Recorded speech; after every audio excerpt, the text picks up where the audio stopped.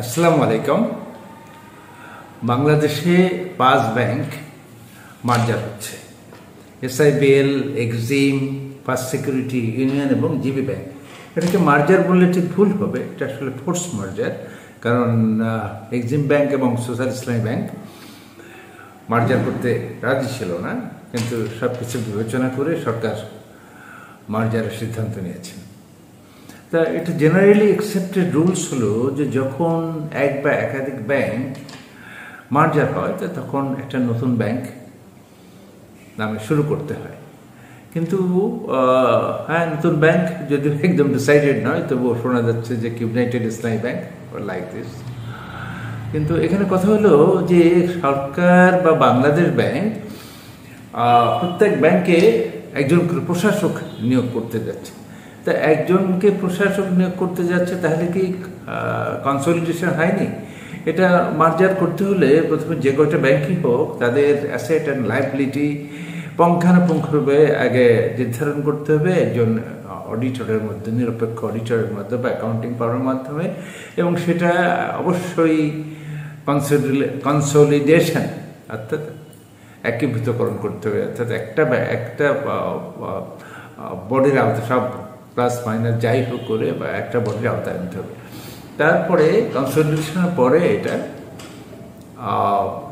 Integration করতে হবে। Integration আরো ব্যাপক অর্থে, কারণ এতে ইন্টিগ্রেশন আচ্ছা, এর কথা হলো এটার আগে আরেকটু বলে রাখি যে এই কনসলিডেশনের পরে এটা যারা আগে ব্যাংকের শেয়ার হোল্ডার ছিল তাদেরকে শেয়ার সারেন্ডার করতে হবে, বাংলাদেশ ব্যাংকের অনুমোদন লাগবে, বা যেহেতু বাংলাদেশ ব্যাংক নিজেই করতেছে অনুমোদন দেবেই, ইভেন কোর্টের অনুমোদনও লাগতে পারে। এতে এটা কনসলিডেশনের পরে এটা একটা নামে চালু হতে হবে বা একই সাইনবোর্ডের নামে চালু হতে বা অপারেশন দিতে হবে। তারপরে এটা ইন্টিগ্রেশন করতে হবে। ইন্টিগ্রেশন কনসলিডেশনের চেয়ে একটু ব্যাপক অর্থে ব্যবহৃত হয়, যেমন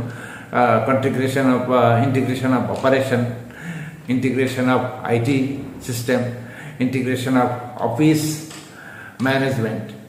কিন্তু যেহেতু বাংলাদেশ ব্যাংকের, হ্যাঁ আমি দেখলাম যে তারা এমডি চেয়ারম্যান খুঁজছে, কিন্তু তার আগে তারা প্রশাসক নিয়োগ দিবে প্রত্যেক ব্যাংকে, প্রত্যেক যেগুলো মার্জার হচ্ছে প্রত্যেক ব্যাংকে একজন করে। তা এক্ষেত্রে কি মানে কনসলিডেশন ছাড়াই চালু হচ্ছে কিনা এটা আসলে আমি এখনো ঠিক বুঝে উঠতে পারিনি। তা আশা করি যে তারা স্টার্টিংয়ে কনসলিডেশন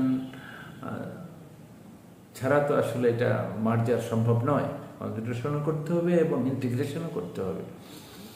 আর যদি তারা আপাতত ওই ইউনিট ওয়াইজ একই নামে চালু রেখে আপাতত যাতে বিলম্বিত না হয় প্রশাসক দিয়ে চালু করতে পারে, তা সেটা আসলে যেহেতু একজন সরকার অনেক নিয়মকানুনই তৈরি করতে পারে, বাট জেনারেলি অ্যাকসেপ্টেড রুল আসলে ওটাই ছিল। তো আশা করি যারা এর মধ্যে ইনভলভ আছেন তারা ব্যাপারটা খতিয়ে দেখবেন এবং একটু দীর্ঘ সময় হলেও বা একটু সময় লাগলো তারপরে কনসিডারেশন করে এবং ইন্টিগ্রেশন ব্যাপক অর্থে ইন্টিগ্রেশন করে তারপর চালু করলে এটার অপারেশন অনেক সহজ হবে। তো সবার উপরে দেশ। আল্লাহ হাফেজ। দেশকে ভালোবাসবেন, যেখানে যে অবস্থায় আছেন সবাই ভালো থাকবেন। সবার জন্য রইল নিরন্তর শুভেচ্ছা।